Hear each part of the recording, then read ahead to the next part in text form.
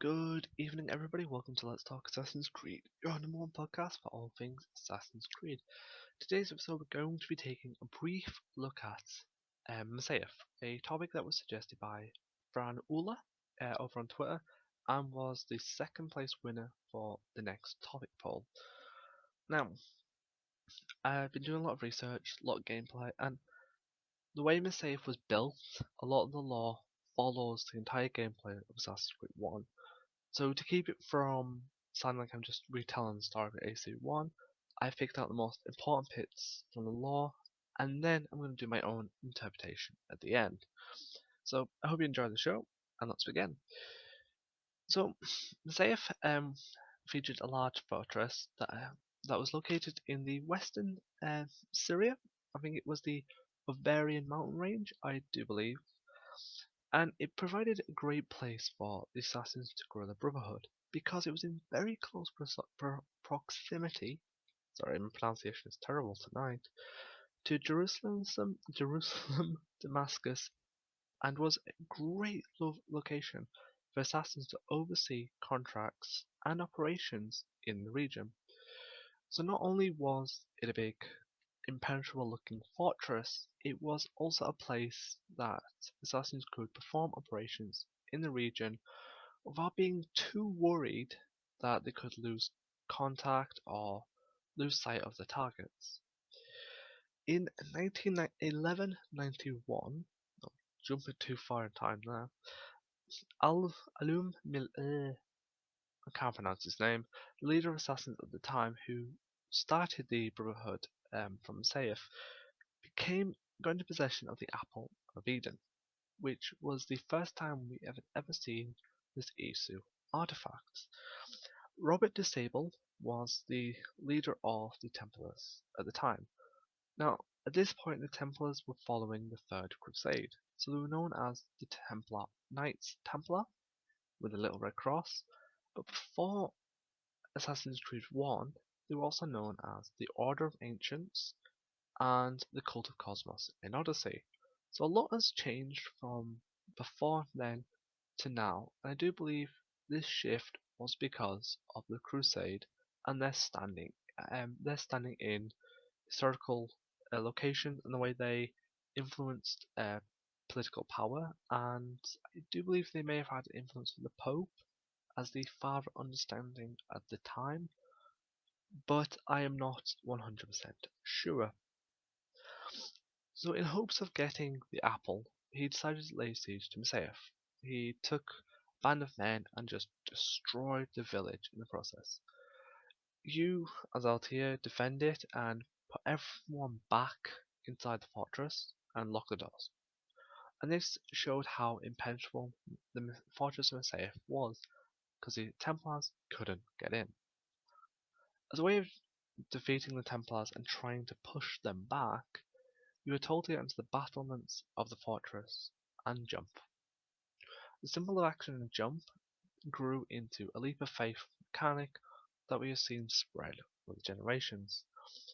And it's this leap of faith that helped you spring a trap and cut some logs down that was able to dwindle some of Robert's men.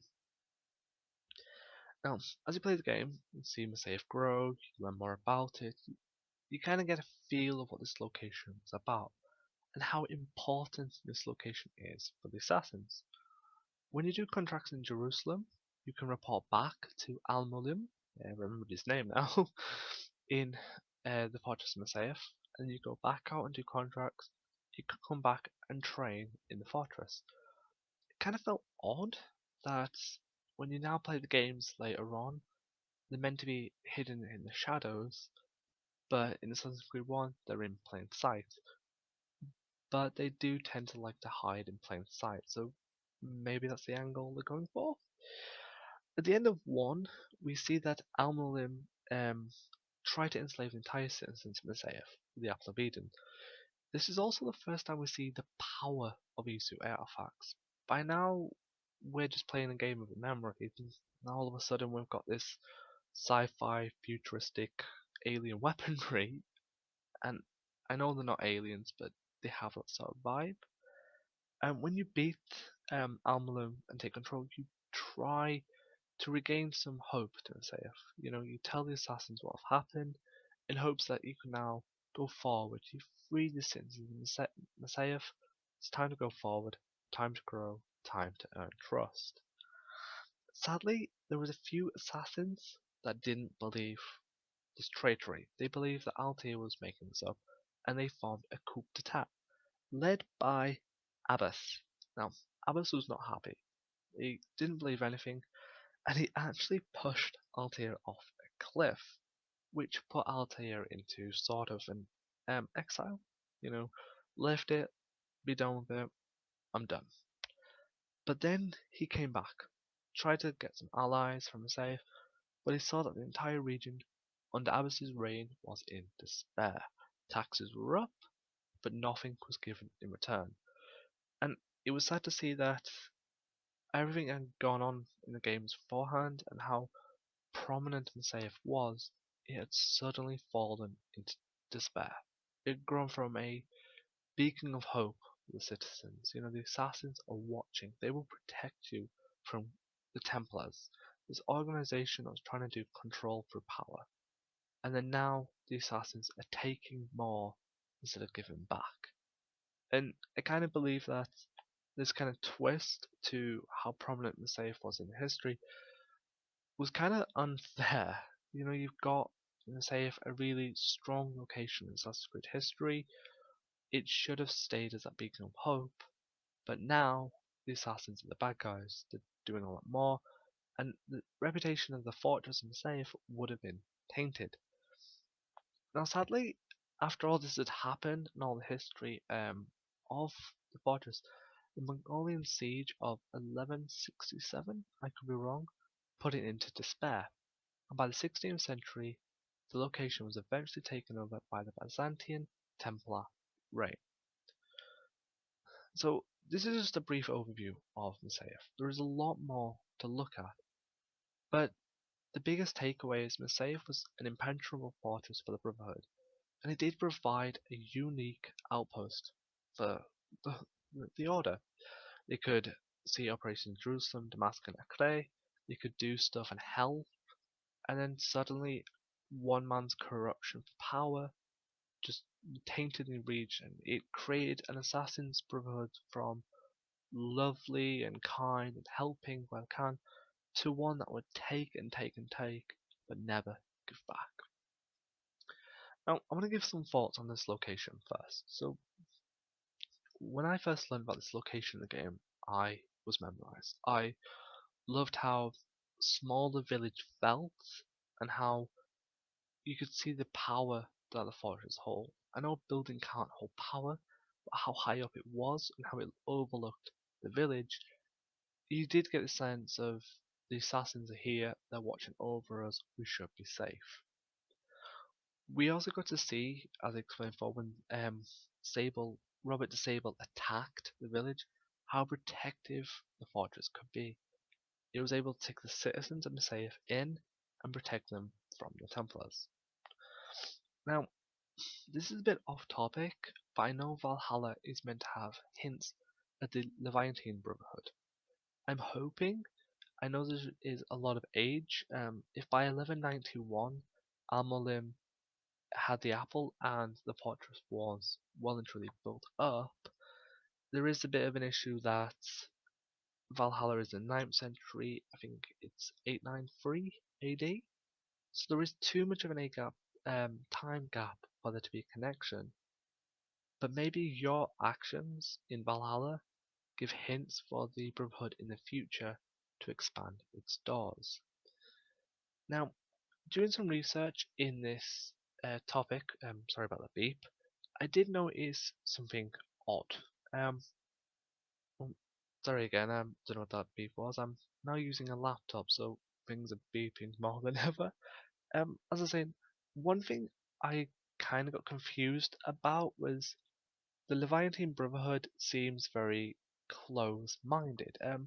It was actually Altair, after liberating Masyaf, who created it as a place of healing and learning, and then opened the doors for it to be recruited by members of pretty much anywhere. Could just come, check the place out, and essentially just live as an assassin. And then after Altair himself disbanded it, before he locked himself away in his vault, he did send people to create their own guilds and their own brotherhoods. So I am confused how this Leviathan order is going to work in Valhalla, seeing as it wasn't till after the events of Masyaf and Assassin's Creed 1 that this brotherhood went out and created new brotherhoods. Maybe I'm looking at it a bit different. Maybe there's two different factions, because there is a rumor that Al-Malim was given this location to create his own order of brotherhoods. So maybe the old brotherhoods was then disbanded in favor of Altair's new brotherhood that created the future for Ezio, for Connor, for Shay, for Arno. I know Shay's a Templar, but he did start off as an assassin. And again, this all starts off with Masyaf. So I do believe that maybe, even though it is a very iconic location, maybe Masyaf holds more to the future of Assassin's Creed than we realise. Now, one final take I want to discuss about is rumours of a possible remake. Now, there's no proper rumours from a credible source, but there's a lot of rumours from the community that this could be a remake with Valhalla. And I do believe that Masyaf being so important in AC lore, and Masyaf being so important in Assassin's Creed game lore, because it's the first location we see the assassins, it's the first locations we learn about the leap of faith, and it is the first location we get a sense of the power of the Apple of Eden. I hope if they do remake, they're very faithful with the whole design of the buildings. Now, sadly this is a short one. The reason for it being so short is I didn't know how to spread this episode out without going into too much copy and paste style lore reviews. I did read about 100 different sources, and the history for Messiah is a lot. From the Byzantine Templars taking over to Mongolian siege, even Altair's life in Messiah is so impactful for the lore. And I think we need to learn more about this, and it's why I would love to see companies like Ubisoft recreating a tour mode, like the Discovery Tour for Origins and Odyssey. But I don't want to see this as just a restrictive to the games. I want to see like a free feature, I could be wrong, where they put old games like Assassin's Creed 1, 2, Brotherhood Revelations 3, all the way up to Origins in Discovery Mode format. So maybe like an archive, a free to download archive where you could walk around the safe yourself, experience the sights, the sounds, and learn more about this amazing location. Thank you all for tuning in, and next week we are going to be doing a new topic suggested by a listener. The episodes may feel a bit shorter over the next coming weeks because I am getting used to the new technology from mobile to laptop. I sound old complaining that I don't know how to run a laptop and work on a mobile, but it's just I'm so used to using a mobile. So thank you all for listening, and I hope to see you all next week.